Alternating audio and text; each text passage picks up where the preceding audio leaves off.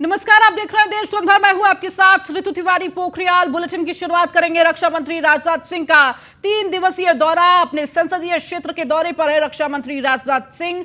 शिक्षा सेमिनार से जुड़े कार्यक्रमों में शिरकत करेंगे। विकास कार्यों का स्थलीय निरीक्षण करेंगे। तो लखनऊ दौरे पर रक्षा मंत्री राजनाथ सिंह तो विकास कार्यों का स्थलीय निरीक्षण करेंगे।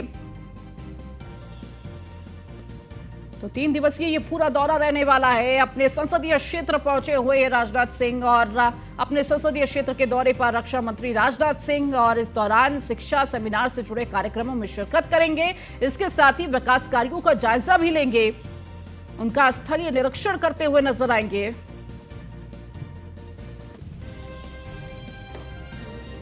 लखनऊ दौरे पर रक्षा मंत्री राजनाथ सिंह इस दौरान विकास कार्यों की समीक्षा करेंगे, स्थलीय निरीक्षण करेंगे। इसके साथ ही कई सेमिनार और कई कार्यक्रमों में शिरकत करेंगे। तो 3 दिवसीय ये पूरा दौरा रहने वाला है। और अधिक जानकारी के साथ संदीप मिश्रा हमारे संवाददाता हमारे साथ जुड़ चुके हैं। संदीप, लखनऊ दौरे पर रक्षा मंत्री राजनाथ सिंह है, 3 दिवसीय ये पूरा दौरा रहने वाला है। इस दौरान कार्यक्रम भी रहेंगे और स्थलीय निरीक्षण भी रहने का। देखिए, बिल्कुल निश्चित तौर पे जिस तरीके से अगर बात करते हैं राजनाथ सिंह की, तो राजनाथ सिंह का दौरा काफी अहम हो जाता है, क्योंकि खास है क्योंकि जिस तरीके से उनको आज यहाँ पे लखनऊ पहुंचना है। 4:30 बजे लखनऊ पहुंचेंगे। फिर उसके बाद से लखनऊ पहुंच करके जो वहाँ यहाँ की कार्यक्रम है उन कार्यक्रमों में शिरकत करते हुए नजर आएंगे। साथ है कि जिस तरीके से राजनाथ सिंह का आज के दौरा है काफी अहम दौरा माना जा रहा है, क्योंकि जिस तरीके से राजनाथ सिंह यहाँ से चुनाव भी लड़े हैं और चुनाव लड़ने के बाद से लगातार जो है उत्तर प्रदेश का राजधानी का दौरा कर रहे हैं। यानी कि साफ है कि इस दौरे के अंतर्गत अगर देखा जाए तो कई ऐसी अहम चीजें होंगी जहां पे शिलान्यास करेंगे, वहां प्रतिभाग लेंगे और उसके साथ ही साथ में जो यहाँ की कार्य योजना है उसकी जो है समीक्षा करते नजर आएंगे। साफ है कि जिस तरीके से इनके दौरे की बात कही जा रही थी कि लगातार जिसपे राजनाथ सिंह यूपी आएंगे और यूपी आने के बाद से कुछ ऐसी बड़ी परियोजना होंगी जिनका जो है शिलान्यास और उस पर करने की विचार विमर्श करेंगे। यानी कि साफ है कि आने वाले समय में जिस तरीके से लोकसभा के चुनाव है,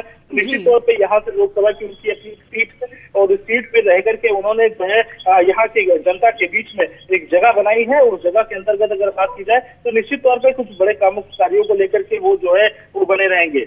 जी बिल्कुल संदीप, और देखिए इसे लेकर कई ऐसी बैठकें भी हो सकती हैं संदीप, क्योंकि देखिए रक्षा मंत्री खुद अपने संसदीय क्षेत्र पहुंच रहे हैं। कहीं ना कहीं चूंकि लोकसभा चुनाव है उसको लेकर क्या कुछ रणनीतियां तय हो, क्योंकि उत्तर प्रदेश से ही दिल्ली की गद्दी तय होती है और उत्तर प्रदेश में विशेषकर सभी मंत्रियों की नजर है। और इसे लेकर क्या महत्वपूर्ण बैठक भी हो सकती है कार्यकर्ताओं और पदाधिकारियों के साथ? देखिए, बिल्कुल राजनाथ सिंह जी की बात करते हैं तो राजनाथ सिंह का 3 दिवसीय दौरा है और 3 दिवसीय दौरे को लेकर के जिस तरीके से कार्यों का सेमिनार होना है, कार्यों का शिलान्यास करना है, इसके साथ साथ जो विकास कार्य है और विकास कार्यों का निरीक्षण करना है। साथ ही साथ में अपने उन पुराने कार्यकर्ताओं के साथ मुलाकात करेंगे और मुलाकात करने के बाद कुछ अहम चीजों पर विचार विमर्श करेंगे। यानी कि साथ है कि राजनाथ सिंह का संसदीय क्षेत्र है और अपने क्षेत्र की जनता से रूबरू भी होंगे। इसके साथ साथ जो कार्यकर्ता है उनसे मुलाकात बातचीत करते नजर आएंगे। तो जिस तरीके से उनका 3 दिवसीय कार्यक्रम है काफी अहम माना जा रहा है इस कार्यक्रम को, क्योंकि आने वाले समय में जिस तरीके से यहाँ की संसदीय क्षेत्र है, अगर यहाँ से चुनाव लड़ते हैं तो निश्चित तौर पर यहाँ की जनता जो है जरूर एक बार उनको पूछना चाहेगी, क्योंकि कई सालों पिछले 5 वर्षों से उन्होंने जो कार्य किए हैं, कई ऐसे पुलों का निर्माण कराया है जिससे लखनऊ की जनता जो है काफी खुश नजर आती है। बिल्कुल संदीप, और देखिए 3 दिवसीय ये दौरा बेहद महत्वपूर्ण रहेगा जनता के लिए भी, क्योंकि उम्मीदें बहुत सारी हैं कि हो सकता है कई परियोजनाओं की सौगात दी जा सके। बहुत शुक्रिया इस जानकारी को देने के लिए। तो लखनऊ दौरे पर रक्षा मंत्री राजनाथ सिंह रहने वाले हैं। 3 दिवसीय ये पूरा दौरा रहेगा। मणिपुर के इम्फाल में भीड़ ने केंद्रीय मंत्री के घर लगाई आग। तो भीड़ ने केंद्रीय मंत्री राजकुमार रंजन के घर लगाई आग। इम्फाल के काउगबा स्थित आवास में ये आग लगाई गई। अभी आधिकारिक काम जो है केरल में है। केंद्रीय मंत्री आधिकारिक काम के तो आग की घटना के बाद केंद्रीय मंत्री का बयान सामने आया है। शुक्र है कि कल रात मेरे इम्फाल स्थित घर में कोई घायल नहीं हुआ। बदमाश पेट्रोल बम लेकर आए थे और मेरे घर को नुकसान पहुंचाया। तो इम्फाल में भीड़ ने केंद्रीय मंत्री के घर ये आग की घटना को अंजाम दिया, किस तरह से घर में बहुत कुछ क्षति हुआ इस आग की चपेट में आने से।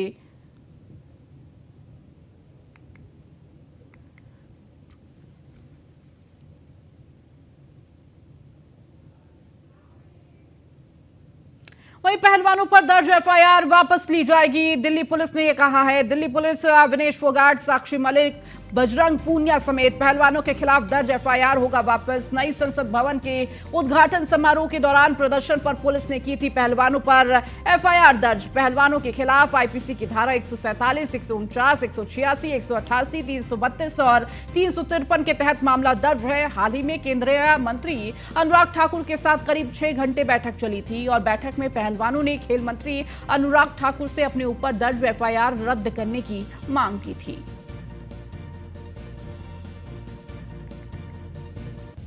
तो पहलवानों पर दर्ज केस वापस लिए जाएंगे।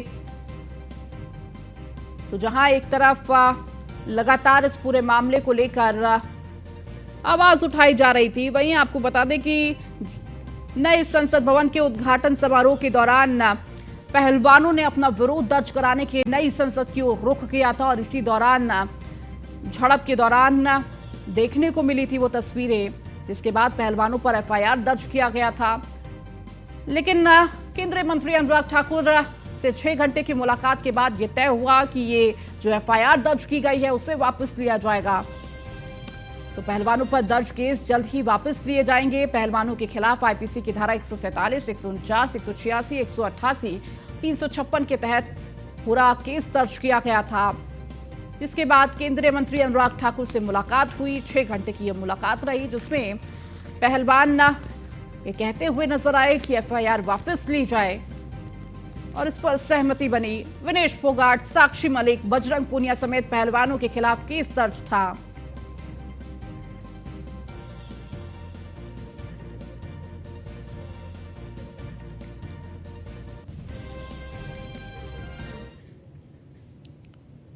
और इस बीच खबर आ रही है, बृजभूषण सिंह के आवास से पकड़ा गया एक शख्स। दिल्ली पुलिस ने इस शख्स को हिरासत में लिया। सांसद के बारे में स्टाफ से कर रहा था पूछताछ, तो शक के आधार पर स्टाफ ने पुलिस को दी सूचना। पकड़े गए शख्स से दिल्ली पुलिस ने की पूछताछ। आगे बढ़े उससे पहले आपको पश्चिम बंगाल में हुई हिंसा को लेकर भारतीय जनता पार्टी इस वक्त प्रेस कॉन्फ्रेंस कर रही है। क्या कुछ कह रही है, आपको सुनवाते हैं। नेहरू जी के ही पोर्शन की बात कर रहा हूं। नेहरू जी से जुड़ी चीजों के बारे में जिस प्रकार से व्यवस्थित करके मॉडर्न स्वरूप में एडवांस टेक्नोलॉजी का यूज करके उसका डिजिटल डिपिक्शन यानी डिजिटल टेक्नोलॉजी के द्वारा उनके उस पूरे स्वरूप को व्यवस्थित रूप में रखने का कार्य किया है। क्या किसी ने जाके देखा?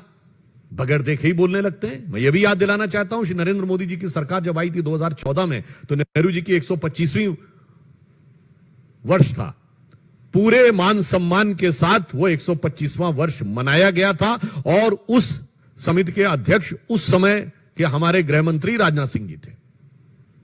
और मुझे समझ में नहीं आता है कांग्रेस को अपने नेताओं से क्या समस्या है। ये बताइए, एक परिवार की बात करते हैं तो कोई इंदिरा जी से प्रॉब्लम है क्या? इंदिरा जी का भी तो उसमें पूरा व्यवस्थित रूप से दिखाया गया है कार्यकाल का। राजीव जी से कोई समस्या है क्या? या लाल बहादुर शास्त्री जी के प्रति थोड़ा कम हो तो समझ सकते हैं। नरसिम्हा राव जी के प्रति आपके मन में कटुता हो समझ सकते हैं, पर ये इंदिरा जी राजीव जी से क्या समस्या है? मुझे समझ में नहीं आता है कि कांग्रेस के नेता अपने नेताओं के प्रति, मतलब मोदी जी के विरोध में वो अपने नेताओं का अपमान करने में नहीं चूकते हैं। सरदार पटेल की इतनी बड़ी मूर्ति बनी है, आज तक बताइए कोई कांग्रेस का नेता गया हो वहां? विश्व की सबसे बड़ी मूर्ति नेताजी सुभाष चंद्र बोस की मूर्ति इंडिया गेट पे लगेगी तो विरोध में खड़े हो जाएंगे। और वहां पर यदि इंदिरा जी, राजीव जी, लाल बहादुर शास्त्री जी, पीवी नरसिम्हा राव जी और डॉक्टर मनमोहन सिंह जी, जिनके वो बहुत गुणगान भी करते हैं, उनकी उपलब्धियों से समस्या क्या है कांग्रेस को, यह मैं उनसे जानना चाहता हूं। ठीक है, अटल जी से मोदी जी से समस्या हो सकती है, मैं मान सकता हूं, इसीलिए मैंने उनके प्रधानमंत्रियों के नाम गिनाए हैं और उनके परिवार के प्रधानमंत्रियों के नाम गिनाए हैं। मुझे लगता है शायद मोदी जी के विरोध का जो वो मोदिया बिंदु उनकी आंखों में है, उसमें वो अपने पराये का भी भेद नहीं कर पा रहे हैं। सर मेरा एक सवाल है, दिल्ली से है कि आम आदमी पार्टी ने ऑफर दिया है कांग्रेस को कि कांग्रेस दिल्ली और पंजाब में चुनाव न लड़े लोकसभा का, तो वो राजस्थान और मध्य प्रदेश में नहीं लड़ेंगे। अब देखिए, दोनों एक दूसरे को ठेलते हुए कहां तक पहुंचे हैं, ये उनके ऊपर है। आम आदमी पार्टी की पालकी ढोकर सत्ता की दहलीज कांग्रेस ने पार कराई थी और फिर ऐसा पार कराया आम आदमी पार्टी ने कि वो पूरी रियासत ही चली गई उनके हाथ में। तो जो एक कहावत होती है ना, दोनों एक दूसरे को ठेलते हुए कब कूप में गिरने की कोशिश करेंगे, तो उस पर मुझे लगता है दोनों का अंदरूनी मामला है, हमें कोई टिप्पणी करने की आवश्यकता नहीं।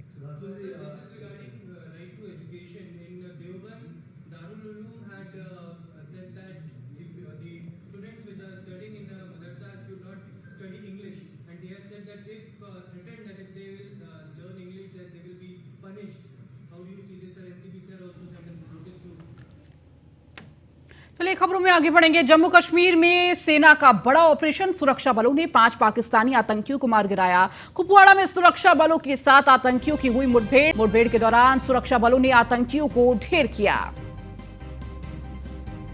तो सेना ने 5 आतंकियों को ढेर किया है। कुपवाड़ा में सुरक्षा बलों के साथ आतंकियों की ये मुठभेड़ देखने को मिली है। इस मुठभेड़ में 5 आतंकी ढेर किए गए हैं। मुठभेड़ के दौरान सुरक्षा बलों ने आतंकियों को ढेर किया है। जम्मू कश्मीर में सेना का ये बड़ा ऑपरेशन, सुरक्षा बलों ने 5 आतंकियों को मार गिराया।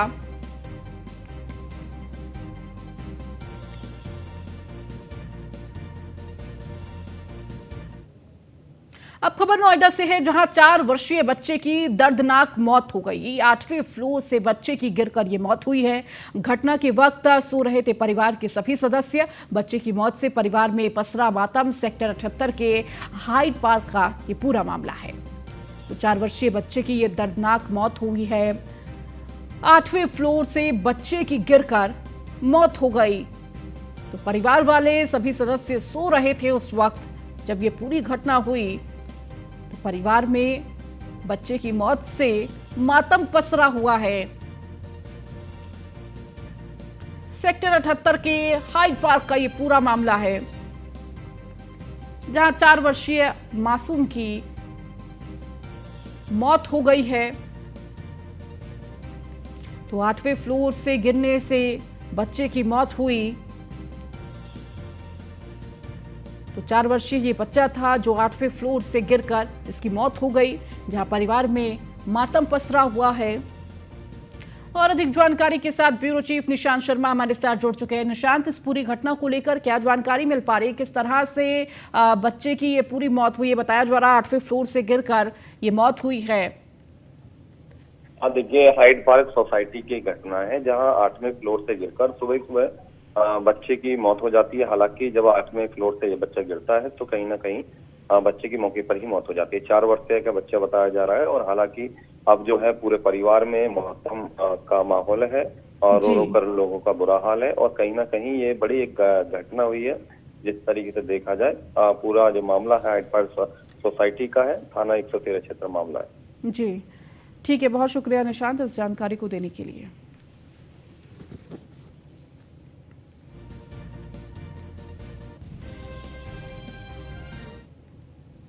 अब खबर ग्रेटर नोएडा से है, जहां कुख्यात बदमाश रड्डी भाटी गैंग के खिलाफ एक्शन। रड्डी भाटी गैंग के सक्रिय सदस्य हरेंद्र डाबरा की संपत्ति जब्त की गई है। पुलिस ने करीब 1.5 करोड़ की संपत्ति को जब्त किया है। बीटा 2 सेक्टर में स्थित 3 मंजिला मकान को जब्त किया गया है। कुख्यात बदमाश के खिलाफ पुलिस कमिश्नरेट की कार्रवाई जारी है।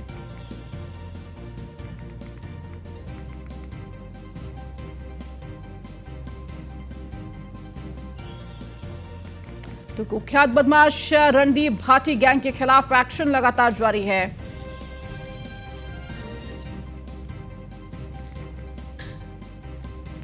तो कुख्यात बदमाश रंडी भाटी की गैंग के सक्रिय सदस्य हरेंद्र डाबरा की संपत्ति जब्त की गई है। 3 मंजिला ये घर बताया जा रहा है। जिसे जब्त किया गया है। तो 1.5 करोड़ की संपत्ति को जब्त किया गया। बीटा 2 सेक्टर में स्थित 3 मंजिला मकान को जब्त किया गया है।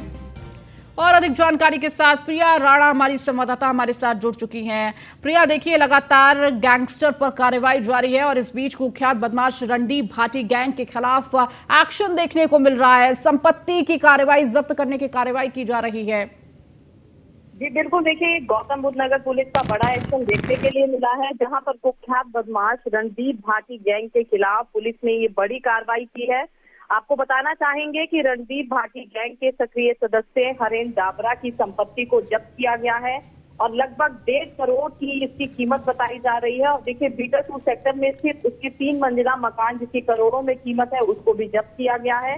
कुख्यात बदमाशों के खिलाफ ये पुलिस का बड़ा एक्शन देखने के लिए मिल रहा है और गौतम बुद्ध नगर पुलिस की लगातार इस तरीके की कार्रवाई गैंगस्टर माफियाओं पर लगातार जारी है। और देखिए जाचा पुलिस ने मौके पर पहुंचकर वहां पर देखिए पुलिस फोर्स के साथ उसकी संपत्ति को जब्त किया है। जी ठीक है, बहुत शुक्रिया प्रिया इस जानकारी को देने के लिए।